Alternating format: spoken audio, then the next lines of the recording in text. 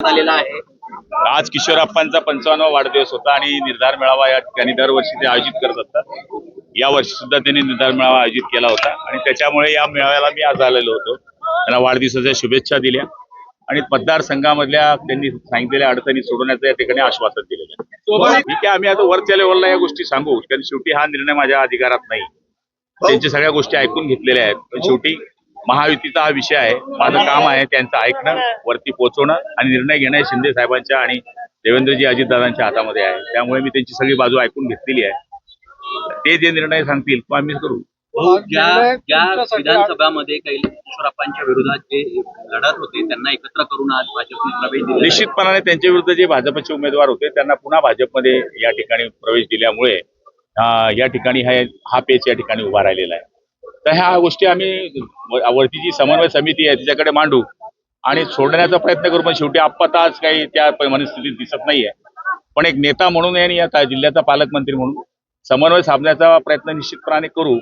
यश आलं तर देवाची कृपाच आहे। हो, जिल्ह्यात 5 आमदार आहेत। अडचण तर होणार शेवटी। बघा, कार्यकर्त्याचं आहे, ऐकायचं आहे, पक्षाची बाजू सांभाळायची आहे, महायुतीचाही बॅलन्स ठेवायचा आहे, मंत्री म्हणूनही आपली जबाबदारी आहे। म्हणून मी भाषण करताना आपण पाहिलं असेल बराच बॅलन्स ठेवला। जळगावमध्ये जर तुम्ही विचार केला तर जळगाव महापालिकेवर आतापर्यंत शिवसेनेची सत्ता होती, मात्र आता कुठेतरी भाजपामध्ये मोठ्या प्रमाणात इन्कमिंग वाढलेली आहे। नाही, मला ते इन्कमिंगचे घेणं नाही। आता पाईप चोरीवाले जर एकत्र येत असतील, मला काय घेणं आहे त्यांचे?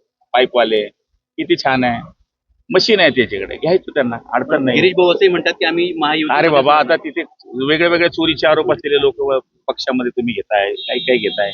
आमचं कोणाला घेण्याबद्दल दुमत नाही, कोणी कोणाला घ्यावं हा त्यांचा विषय आहे। पण त्यांनी स्वतः महायुतीचा विषय या ठिकाणी मांडलेला आहे। आम्ही त्यांच्याशी चर्चा करू। आमचं तो पहिले महायुतीकरता दरवाजे उघडे आहे। त्यांनी सांगितलं आम्ही चर्चा करू, कोणी कोणत्या पक्षात जावं हा त्याचा विषय आहे। त्यामुळे जाताना फक्त आमचं एकच म्हणणं आहे की जे आमच्याशी गद्दारी करून आमच्या समोर लढतात कमीत कमी त्यांना प्रवेश देऊ नये, किंवा भाजपच्या विरुद्ध जो शिवसेनेवाला लढलाय त्याला शिवसेनेने घेऊ नये, हा पायंडा पाळला पाहिजे अशी अपेक्षा आहे।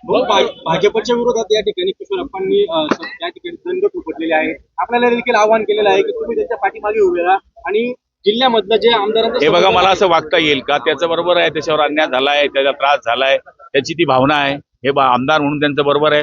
पण मी ज्या मंत्रिमंडळामध्ये राहतो तिथे एकनाथ खडसेजी असतील, शिंदेजी असतील किंवा देवेंद्रजी असतील, अजित पवार असतील, हे माझे नेते आहे। मला समन्वय साधावा लागेल। त्यांचं वागणं त्यांच्या जागी बरोबर आहे, त्यांचं सांगणं त्यांच्या अन्यायाप्रमाणे बरोबर आहे, पण मंत्री म्हणून बॅलन्स ठेवणं माझं काम आहे।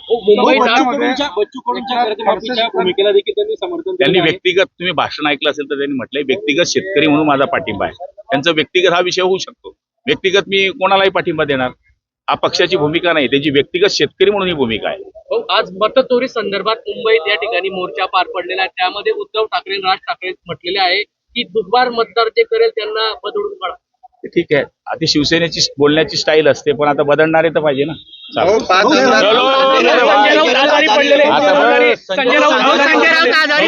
परमेश्वर पांडुरंगाला माझ्या वणी आईच्या गड्याला देवीला साखर घालतो, लवकरात लवकर त्यांना बरं करू।